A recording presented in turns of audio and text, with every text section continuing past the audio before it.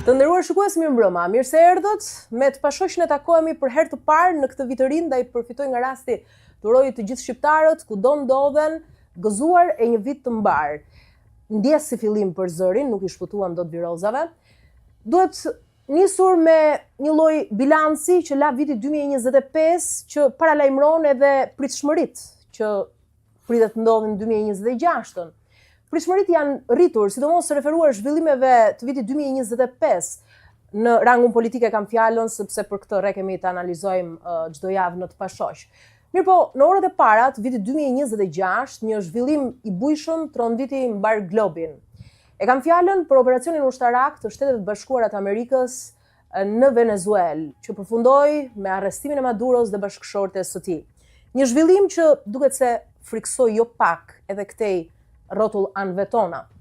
Mirëpo, në Tiranë, që në ditët e para, po diskutohet, referuar ndoshta ose jo, asaj që ndodhi në Venezuelë, për opsion konkret për një qeveri teknike një vjeçare që do t'i paraprisë zgjedhjeve të parakohshme, por pa Edi Ramën kryeministër. Madje po artikulohet edhe emri i pasardhësit të tij, si fillim në qeverinë teknike.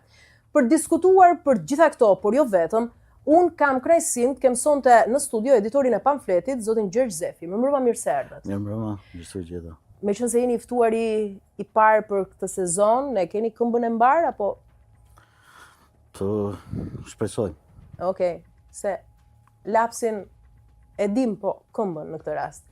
Mirë, nisim pa humbur kohë. Do ta nisim nga operacioni në Venezuelë, për cilin ju jo më larg se sot keni shkruar dhe një editorial, Pakti i heshtur, duke ju referuar dyshes ndoshta më të fuqishme në botë për momentin, Trump-Putin, se gjithçka ndodhi në Venezuelë është një pakt i heshtur mes tyre, por sigurisht keni përshkruar dhe efektet e mundshme që priten dhe nuk priten, ose për atë që po flitet nëse do të ketë një efekt mundshëm në Shqipëri, ajo e Venezuelës. Si fillim aksioni që bëri kaq buj, jo se nuk ishte paralajmëruar, jo se nuk ishte përshkallëzuar përmes masave të Amerikës kohët e fundit, por ndoshta edhe nuk pritej, nuk e di. Si e pat ju këtë? Cili ishte qëllimi që goditi tani Trump Venezuelën? Jo, siç e thatë ju, jo se nuk pritej, por nga mënyra se si u zhvillua dhe nga mënyra se si u realizua, te çonte një mesazh. Dhe ishte një mesazh për një situatë shumë komplekse në Amerikën Latine, me të cilën Trump dëshiroi donte të tregonte se këtu jemi ne. Këtu pushtetin, fuqinë e kemi ne. Dhe realizoi ashtu në një mënyrë shumë spektakolare, ndofta në më të çuditshmet në historinë e politikës, duke dhënë fund një herë mirë edhe të drejtave ndërkombëtare. Por në momentin kur flitet, kur flasin perandorit, s'ka më të drejtë. Të tjerët heshtin? Fatkeqësisht. Po, atëherë jemi përpara ligjit pashkruar fiton më i forti. Jemi përpara një rendi të ri botror, siç kemi kohë që e themi, dhe me sa analizojmë, është marrë një vendim dhe vim tek ai pakt i heshtur që e kam thënë sot në një editorial, midis Putinit dhe Trumpit, por jo vetëm. Pasi në bota ka dhe aktorë të tjerë të fuqishëm dhe potencial. Ajo që kam bën mu përshtypje dhe që më bën që të mendoj se ky është një pakt i heshtur, është heshtja e Vladimir Putin. Duhet kemi parasysh që Maduro ka qenë një ndër njerëzit më anti-amerikan. Më anti-amerikan dhe më me mbështetje nga Rusia, por edhe nga Kina. Dhe heshtja tregon se këtu kemi të bëjmë me një marrëveshje të parashkruar ose me një pakt të heshtur. Dhe kjo më frigon, jo për çfarë ndodh në Venezuelë, pasi Venezuela është shumë larg prej nesh, por për çfarë mund të ndodhi nesër në Ballkan. Dhe përveç kësaj, tani më gjej rastin të them tek ju që mos harroni, në vitin 2025, në 15 gusht 2025, u takuan Putin dhe Trump. Po.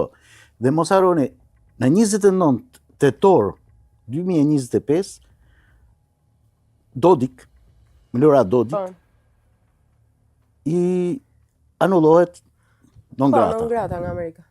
Për këtu ka një element, dhe non grata nuk se ju anullua të gjithve, ju anullua vetëm Dodik. Dhe mos, edhe kjo mendoj që është një marrëveshje midis Putin edhe Trump. Për t'i lënë hapësirë e vetë gjithsecilit. Dhe kjo është problemi më i madh që ka sot Ballkani. Pasi unë shoh që Serbia dhe Bosnia janë tashmë në ndikimin e drejt për drejt të Putinit. Dhe nëse do vazhdoj të heshtë Amerika, i kemi la dur. Tani është e kot ju pyes nëse u shkel sovraniteti, sepse ju e thatë që në kryet herës thjesht po rivendoset rendi global dhe nuk është se jemi përballë. Po që u shkel sovraniteti nuk besoj se është e vend njëri ndryshim. Atëherë më i forti po rishkruan rendin e ri global. Më të fortit. Konkluzioni, po. Më të fortit. Tani, ju aty në editorial thoni që efektet në Tiranë konkretisht janë larg, sepse lëvizjet janë shumë larg prej Tiranës, po nuk përjashtoni rrotullnesh, duke mbetur në rajonin e Ballkanit. Si fillim, pse përjashtoni Tiranën nga një efekt që mund të ketë? Jo, nuk e përjashtoj Tiranën. Unë përjashtoj faktin që do vinë Delta Force këtu që të marri udhëhecit tanë. Këtë e përjashtoj totalisht. Pasi ne nuk kemi aq që t'jetë një situatë copy-paste ne nuk kemi aq të rëndësishëm sa të na ndodhi kjo gjë. Do ishte shumë mirë, ndofta, po. Jo, si fillim nuk jemi Venezuelë, keni thënë ju. Po, nuk jemi Venezuelë, jemi në fazën e një uzurpimi total pushteteve nga kryeministri i sotëm, por akoma nuk kemi shkuar tek Venezuela. Nga pikpamja ushtarake, nga pikpamjet e tjera e kemi kaluar Venezuelën. Aq sa edhe vetë Maduro para ca kohësh foli për mafjen shqiptare që don me marrë pushtetin. Për në Ballkan, si e shihni ju efektin më konkret? Ku, si? Për në Ballkan mendoj që tani autoriteti amerikan ka mundësi të tërhiqet fare nga Ballkani. Dhe ky është problemi më i madh që shohun. Dhe nëse tërhiqet, Shqipëria i mbetet Evropës, por në këtë gjendje që është Evropa sot, e pa bashkuar dhe pa marrur vesh me njëri tjetrin, nuk na duhet. Është shumë problem i madh. Nëse Bosnia, Serbia hynën protektoratin ose në hegemonin e politikës ruse, Shqipëria rrezikohet. Prandaj unë i bëj thirrje domethënë diplomacisë shqiptare që përveç se e matur të jetë edhe pak më aktive. Të jetë më aktive në kontakte me Perëndimin, në kontakte me Francën, Gjermaninë, kryesisht me Gjermaninë, pasi ndryshe ne do mbetemi vetëm dhe do mbetemi në një situatë ndofta përafërt me atë që ishte Enver Hoxha pas Jalës.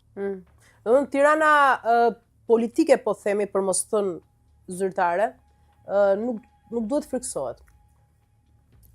Jo, nuk. Ajo do të friksohet për tjera arsye, po jo se do vi Trumpi ta marrë. Nuk është për tjera arsye. Ka 1000 arsye të tjera për të friksuar, pasi këtu regjimi ka vdekur, vetëm se ka mbetur midhej, pa varrosur. Tu çdo gjë me këto që ka ndodhur në Shqipëri, nuk besoj që mendon dikush se mund të vazhdoj qeverisja e Edi Ramës më tepër. Ka ndodhur gjëra të tmerrshme. Këtë ju e mbështesni në veprimtarinë e drejtësisë tek ne apo një dorë mbi përtej? Të gjithë duan që drejtësia në Shqipëri të ecë përpara dhe pasi kanë paguar për drejtësinë shqiptare. Edhe Amerika ka paguar, edhe Evropa ka paguar. Por ajo çka unë them është që as drejtësia dhe as Evropa nuk e ndrojnë pushtetin në Shqipëri. Ne vetë du ta vendosim rotacionin. Nëse bëjmë dot këtë po. Jo, shqiptarët e bëjnë rotacionin. Nuk mund ta bëjnë as Evropa, as Spaku, as i gjë. Spaku në një farmase po e bën detyrën e vet, pavarësisht se në shumë raste unë shoh standarde dyfishe, pasi ka ministra që kanë dosje në Spak prej kohësh dhe nuk po hapen, por në një farmase po e bën detyrën e vet në të dyja anët e politikës, duke i thënë shqiptarëve që ja ku shku ka qeverisur dhe ja ku shku ka qeverisur. Pjesa tjetër i takon Shqipërisë, i takon shqiptarëve.